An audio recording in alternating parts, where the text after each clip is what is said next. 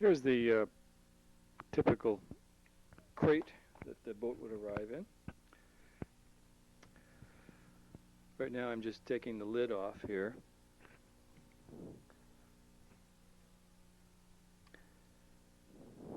And you can see the pieces. There's right on top there are the deck pieces.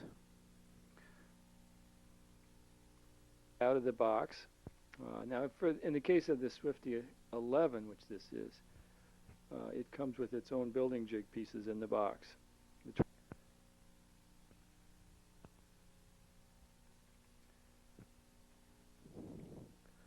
After you've got this, you'll want to be, well, what I'm doing here now is there are a couple of things that are pre-assembled in the kit that you have to take apart, like the dagger board trunk there I'm working on, and the transom, which is next to it there. It's basically what you do. You butter up the joint really well. You want to have enough glue on there so that when you put pieces together, it squeezes out just a little bit on the sides. You don't, whatever's squeezed out is basically wasted, so you don't need more than just a little bit. But you'd like to see it make full.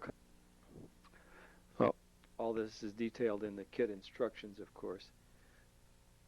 What size screws to use, and the order of putting all these pieces in place. These are attached to the transom, so now this is nice and solid.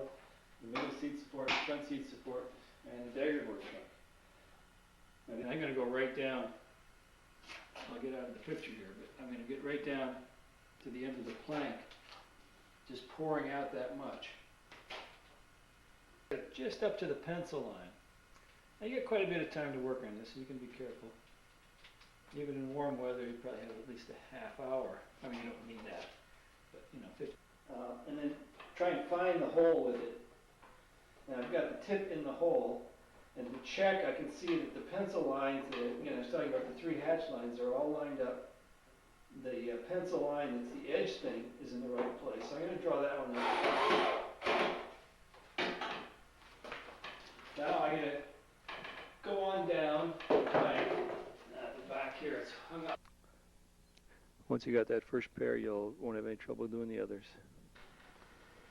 So this is what that fillet. Finish up and install it. And I've coated all these areas that I wanted to coat now on the boat itself. Let's see. So we use nails. We use the brown shrimp shank boat nails. They're very strong, and they're good for this job. Now, what I did is I coated up under the deck area. After the epoxy, that was already epoxy coated. So I sanded that and then washed it down with a light washing of water, dried it off good. Put on a coat of a water-based primer. I cleaned up around the edges. Time for good work now. I'm going to go ahead and put the deck strip on and the combings. All right, I've turned the boat over. You might need some help for that. If you're careful, you can do it by yourself. I always do. They're going to get in the way of this operation, which is the filleting. Now for filleting, you mix up the epoxy and the sawdust or wood flour that you're using the epoxy out onto that. If you do that, it won't set up by generating heat in its cup, and it'll take a good long time to set up. And then applying it with a wide putty knife like that is pretty fast too. You can scrape it off the piece and just put it into place roughly. And here we go. We take the 1-inch fillet stick and just drag it along that seam like that. Whatever. With the fillet stick, the other end of the fillet, got it all coated with epoxy. It starts to look pretty nice now. I think we've got 2 coats on there. I've got the there's this Swifty 11 launched,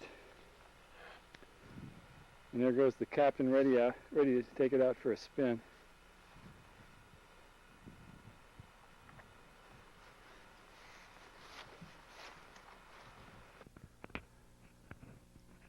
Well, we don't have any wind to speak of there, but there's enough to give it a little bit of a push.